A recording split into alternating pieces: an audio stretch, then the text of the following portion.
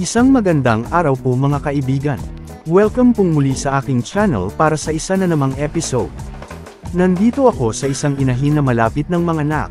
4 na araw na lang ay ang ika-114 days na pagbubuntis pero hindi po ito ang episode natin ngayon. Today's episode ay pinakuha na naman namin ang honey ng mga bubuyog. Sa ibabaw kasi ng kulungan ay bumalik ang mga bubuyog. Pinakuha na namin ito dati pero ngayon ay bumalik na naman sila sa kaparehong lugar.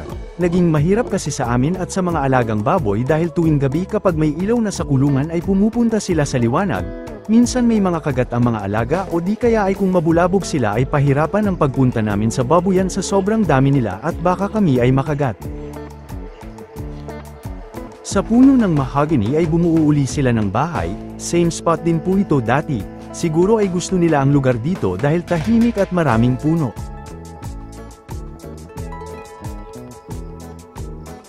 Yan na po ang bahay nila sa itaas at medyo malaki na rin. Hahayaan na lang sana namin kaso nakakaistorbo kasi lalo na ngayon na malapit na manganak ang inahin, hindi nakakatulog ng maayos ang mga piglets dahil ang ilaw na magsisilbing painitan nila ay pinupuntahan ng mga bubuyog at minsan may mga kagat pa. Kaya madalas ay pinapatay na lang ang ilaw pero magiging malamig din sa mga biik kung walang painitan baka magkasakit ang mga alaga.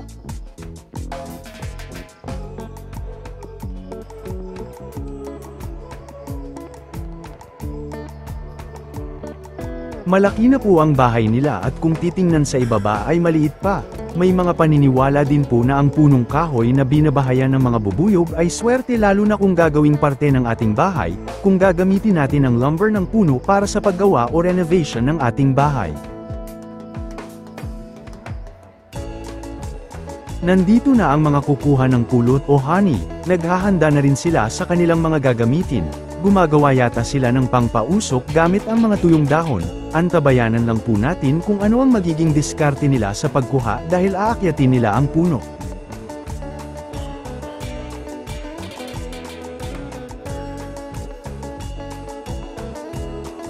Ready na po ang mga kaibigan natin at panuorin natin kung paano nila gagawin. Enjoy lang po sa panunood.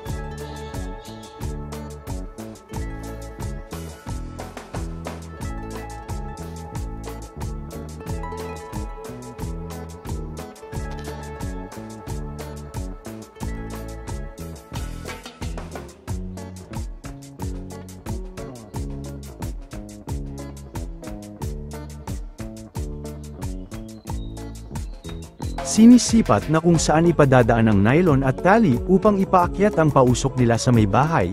Kailangan ng usok para daw mahilo pansamantala ang mga bubuyog at hindi aatake kung aakyat na. Gagamitan niya ng tirador na may nylon tsaka naman ilalagay ang mas malaking tali para dalhin sa itaas ang pausok.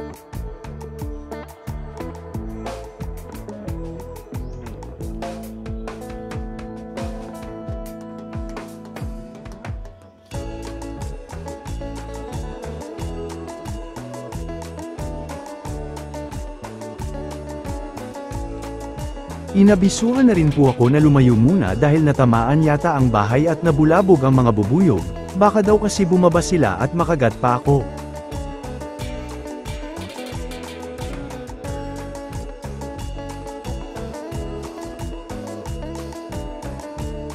Dumistansya na po ako at sana makakuha tayo ng klaro na video dahil naka-zoom na lang ito.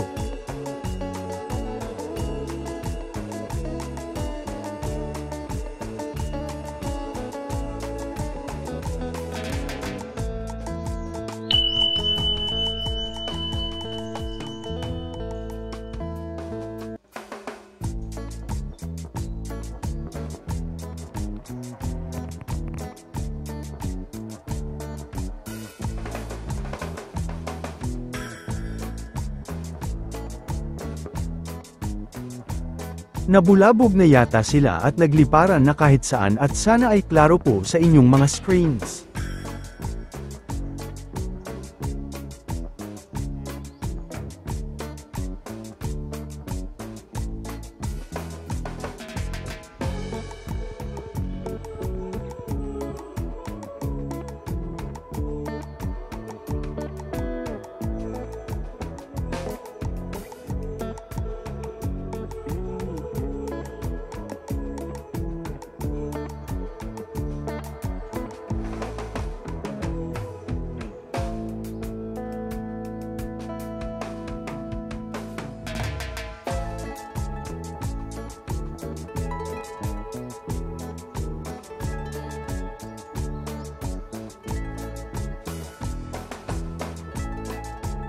Naiakyat na rin ang isang pausok sa taas at aakyatin naman ang isa ang puno para makuha ang honey.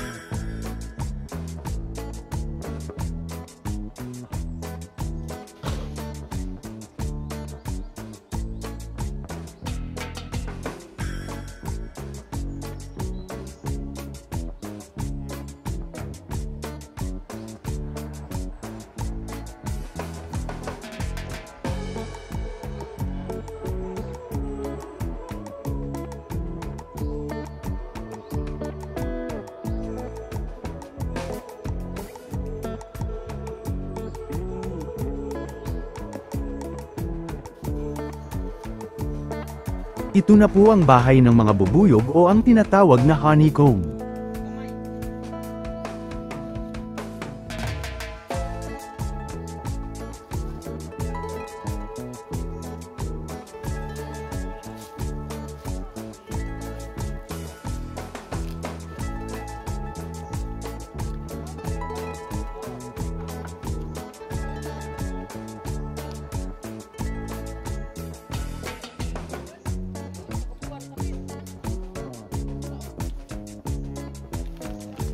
Konti lang po ang pulot o honey dahil daw panay ang ulan.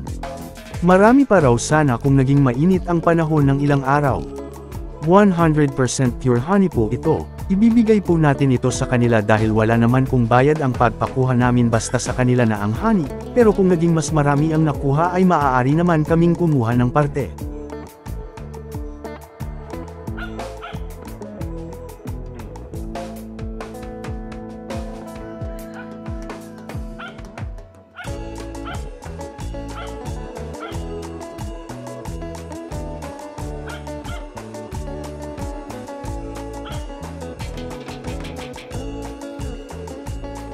Hanggang dito na lamang po ang aking video, maraming salamat sa panunood at magandang araw po sa ating lahat.